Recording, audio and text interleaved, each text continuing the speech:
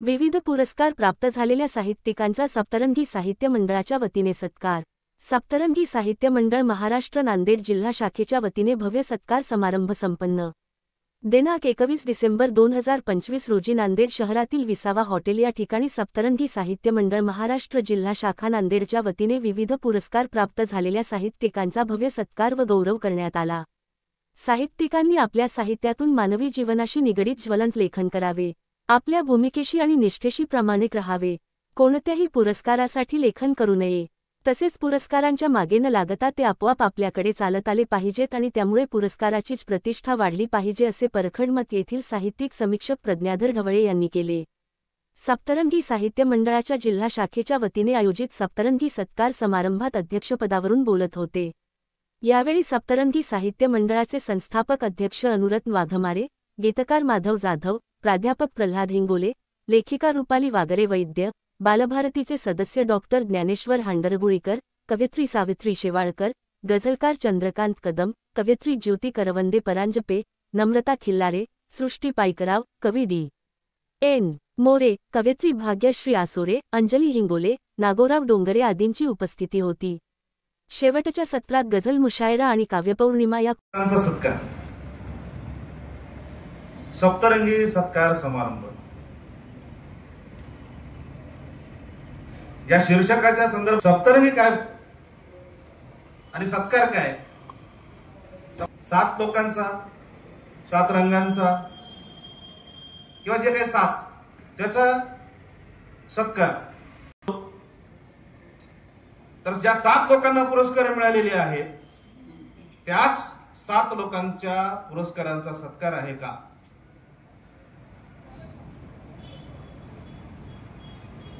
पुस्तकही प्रकाशित झालेत, ऑनलाईन कवी संमेलनातून काही प्रमाणपत्रही 100-150च्या जवळपास मिळालेत, पण माझी खरी दखल घेतली सप्तरंगी साहित्य मंडळाच्या कार्यकारी मंडळाला।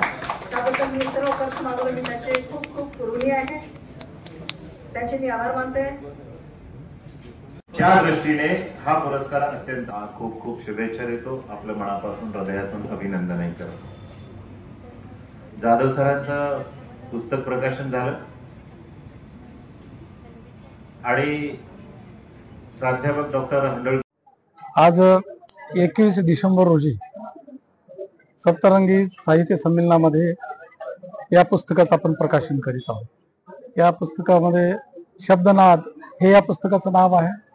याचा अर्थ असा आहे की या प्रत्येक शब्दांमध्ये एक वेगवेगळा नाद आहे, त्याच्यामध्ये सामाजिक आहे, सांस्कृतिक आहे, सर्व प्रकारचं याच्यामध्ये समावेश केलेला आहे।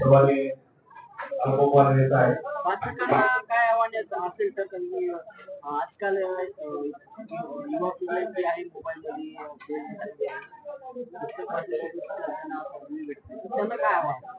कारण हे जे पुस्तक आहे या पुस्तकामध्ये सर्वच स्तरातील युवकांना एक चांगलं आव्हान आपण केलेलं आहे की चांगलं माणूस बना आणि देशासाठी काहीतरी काम आपण केलं पाहिजे, समाजासाठी काहीतरी काम केलं पाहिजे, असं या पुस्तकामधून प्रत्येक गाण्यामधून तुम्हाला ऐकायला मिळेल।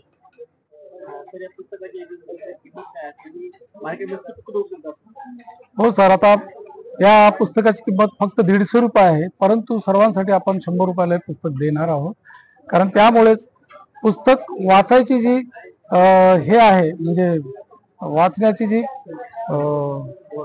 वाचन संस्कृती आहे ती विकसित होण्यासाठी आपण त्यांना हातभार लागणार आहोत। अशा प्रकारची किंमत आपण ठेवलेली आहे या साहित्य संमेलनाच्या निमित्ताने। कारण हे साहित्य संमेलन नाही, या ठिकाणी विविध कार्यक्षेत्रातील जे समाजसेवक असतील, साहित्यिक असतील, त्या साहित्यिकांचा पुरस्कारकर्त्यांचा सन्मान या ठिकाणी आयोजित केलेला आहे। असा हा सन्मान आतापर्यंत कोणत्याही एक संस्थेने घेतलेला नाही ना कोणत्याही साहित्य मंडळाने घेतलेला। यामध्ये आजच्या या कार्यक्रमाचे अध्यक्ष ज्येष्ठ समीक्षक प्रज्ञाधर ढवळे आणि ज्यांनी अक्षरोदय साहित्य मंडळ निर्माण केलेलं आहे ते माझे मित्र अनुरत्न वाघमारे यांनी हे अक्षरोदय साहित्य मंडळाचं रूपांतर केल्याच्या नंतर त्याचं रूपांतर सप्तरंगी साहित्य मंडळाच्या मध्ये करण्यात आलं। या सप्तरंगी साहित्य मंडळाच्या मध्ये ज्येष्ठ कवी, गीतकार, संगीतकार माधव जाधव सर आहेत, माझे मित्र रत्न वाघमारे सर आहेत, नागोराव डोंगरे सर आहेत, रुपाली वागरे आहेत, सेवाळकर मॅडम आहेत। विविध स्तरातील विविध विषयावर कवयित्री या ठिकाणी उपस्थित आहे आणि याच कार्यक्रमाच्या मध्ये वामनदादा कर्डक यांच्या जयंतीच्या निमित्ताने मला तुफानातील दिवे हा पुरस्कार मला प्राप्त झाला आणि प्राप्त झाल्याच्या नंतर या सप्तरंगी साहित्य मंडळाने तो पुरस्कार प्राप्त झाल्याच्या नंतर मलाही या ठिकाणी सन्मानित केलेलं आहे। म्हणून हे सप्तरंगी साहित्य मंडळ विविध स्तरातील लोकांना आपलंसं करण्याचं काम हे सप्तरंगी साहित्य मंडळ करत आहे। अंतरातच विश्व दडले तीर्थयात्रात कर लावण्या तू दीप येथे काळजाची वात कर। आजचा जो आपण कार्यक्रम घेतला मित्रो तो त्या संदर्भात शेअर की एक शेअर हा वेगळ्या खेळाचा वेगळ्या विचाराचा असतो, त्यामुळे आपण ते काळजीपूर्वक ऐकणं आवश्यक असतं। मी यानंतर आमंत्रित करतोय गझलकारा अंजली कानंदी मुनेश्वर यांना, त्यांचे एक 2 शेर आणि त्यांना मी आमंत्रित करतो। त्यांनी मॅडमचे मिस्टर या ठिकाणी आलेले आहेत। इतक्यात जीवनाशी अजिबात जमत नाही, मृत्यू कुठे हरवला काहीच कळत नाही। आणि शेर आहे की हा सुंदर शेर आहे बा आतम सर। विसरताना जसा नकळत कुणी कोणाचा आठवतो, तसा आभाळ आल्यावर तुझा सहवास आठवतो। आता इतकी सवय झाली व्यथेची काय सांगू मी, आता इतकी सवय झाली व्यथेची काय सांगू मी, म्हणूनच तर सुखाच्या ही घडीला त्रास आठवतो। आता हातास बांधून हात ती निजते आईचा, आता हातास बांधून हात ती निजते आईचा, सतत कर्जात बापाचा तिला गळफास आठवतो। विसरताना जसा नकळत कुणी कोणाचा आठवतो, तसा आभाळ आल्यावर तुझा सहवास आठवतो। आणि गगन फार थोड्या शक्यता जर तर किती, फार थोड्या शक्यता जर तर किती, आपल्या नात्यात त्याची भर किती। आणि ऊन मी ग्रीष्मातले आणि चंद्र तू, ऊन मी ग्रीष्मातले आणि चंद्र तू, आपल्या दोघांमध्ये अंतर किती। बेभरवशाचे जरी आयुष्य हे, बेभरवशाचे जरी आयुष्य हे, त्याचसाठी रोजची मरमर किती। आणि शेर पहा की एक कविता आपली लिहिशील का, एक कविता आपली लिहिशील का, चांगले आहे तुझे अक्षर किती। एक कविता आपली लिहिशील का, चांगले आहे तुझे अक्षर किती। मीच माझ्या आत राई येवण, त्यातही आहे तुझा वावर किती। पोळला आहे उन्हाने फार जो, सावली धरणार माझ्यावर किती। आणि शेवटचे काही शेर की फक्त होती एक सल लपवायची, फक्त होती एक सल लपवायची, अन तुझ्या डोळ्यांमध्ये सागर किती। आणि शेवटचा शेर घेते सर मग त्याचा की कोण स्वाती, कोण स्वाती कोण त्या नांदेडची, कोण स्वाती कोण त्या नांदेडची, सारखी गावे नकाशावर किती। फार थोड्या शक्यता जर तर किती, कोण स्वाती कोण त्या नांदेडची, कोण स्वाती कोण त्या नांदेडची, सारखी गावे नकाशावर किती। फार थोड्या शक्यता जर तर किती, आपल्या नात्यात त्याची भर किती। रोज होतो अंत आहे, जनता भिकेला लागल्याची खंत आहे। मी बोलका नाही तुझ्यावानी सुधारक, मी वागतो तितकाच तंतोतंत आहे। एक गजल सादर करतो की कुणी एआयचा डंका घरोघर वाजवत आहे, कुणाची अंधभक्ती भारताला नासवत आहे। कुणी एआयचा डंका घरोघर वाजवत आहे, कुणाची अंधभक्ती भारताला नासवत आहे आणि पिढ्या बर्बाद केल्या जात धर्माच्या लढाईने.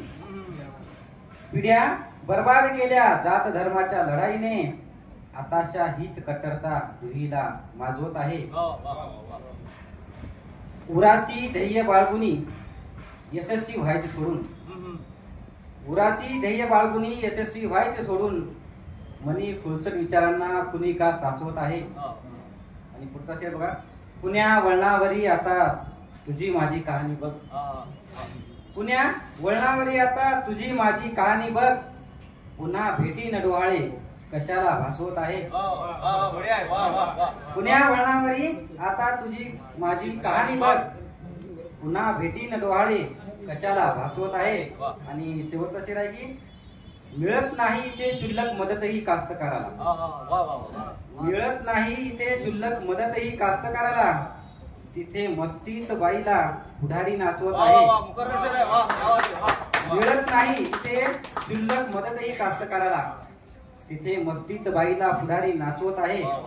धन्यवाद. आनंदी किनार म्हणाला ऐन दरबारी व्हावा पुन्हा वार म्हणाला. उजेडालाच किती टाळावे म्हणावे. उजेडालाच किती टाळावे म्हणाने या. अंधारानेही करावे तडीपार म्हणाला. येऊ नये पुन्हा कोणीही मनात म्हणून. येऊ नये पुन्हा कोणीही मनात म्हणून. 10 लावायचे असते दार म्हणाला. 10 लावायचे असते दार म्हणाला. असतो नफा तोटा तिथे नसते खरी मैत्री. जिथे असतो नफा तोटा तिथे नसते खरी मैत्री.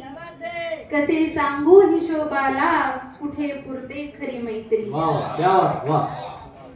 गवसते प्रेम आईचे तुझ्या पदरात असताना. गवसते प्रेम आईचे तुझ्या पदरात असताना. तुला कुरवाळता गझले मला कळते खरी मैत्री. तुला कुरवाळता गझले मला कळते खरी मैत्री. कशाला एवढी चिंता तुला वेड्या जगायाची. कशाला एवढी चिंता तुला वेड्या जगायाची. सुखाचा काळ सरल्यावर म्हणे टिकते खरी मैत्री. सुखाचा काळ सरल्यावर म्हणे टिकते खरी मैत्री. मला भेटायला आला अचानक तो जहाजावर. मला भेटायला आला अचानक तो जहाजावर. तळाशी नेमके तेव्हा कशी बुडते खरी मैत्री. तळाशी नेमके तेव्हा कशी बुडते खरी मैत्री. विखारी मतलबी दुनियेत झाले लोक असताना. विखारी मतलबी दुनियेत झाले लोक असताना. जगाचा प्रश्न कायम मी कशी जगते खरी मैत्री. जगाचा प्रश्न कायम मी कशी जपते खरी मैत्री. सुखे भोगावयाला भोवती जमतात कोणीही. सुखे भोगावयाला भोवती जमतात कोणीही. मदत दुःखात करते ती सुखी असते खरी मैत्री. मदत दुःखात करते ती सुखी असते खरी मैत्री. मगता घेते शेवटचा शेर. कुणाला जीव लावाया मला जमलेच नाही पण. कुणाला जीव लावाया मला जमलेच नाही पण. तुला पाहून कायम अंजली जगते खरी मैत्री. तुला पाहून कायम अंजली जगते खरी मैत्री. धन्यवाद. विकतोय पेंट भाऊ देशात राहिला ना एम्प्लॉयमेंट भाऊ. विकतोय सेंट कोणी विकतोय पेंट भाऊ. देशात राहिला ना एम्प्लॉयमेंट भाऊ. आणि भिडण्यास एकटा मी आहे तुला पुरेसा.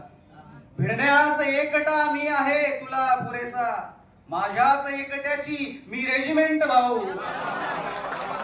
भिडण्यास एकटा मी आहे तुला पुरेसा. माझ्याच एकट्याची मी रेजिमेंट भाऊ. आणि शेवटचा शेर याच्यातला की शाखेत कोणत्या मी निर्माण होत नाही. शाखेत कोणत्या मी निर्माण होत नाही. माझी कुठेच नाही रिप्लेसमेंट भाऊ. शाखेत कोणत्या मी निर्माण होत नाही. माझी कुठेच नाही रिप्लेसमेंट भाऊ. देशात राहिला ना एम्प्लॉयमेंट भाऊ. आणि एक गझल गाऊन सादर करतो तरन्नुम मध्ये. त्याला तरन्नुम म्हणतात. फुले शाहू आंबेडकर बुद्ध नानक तुला काय समजायचे ते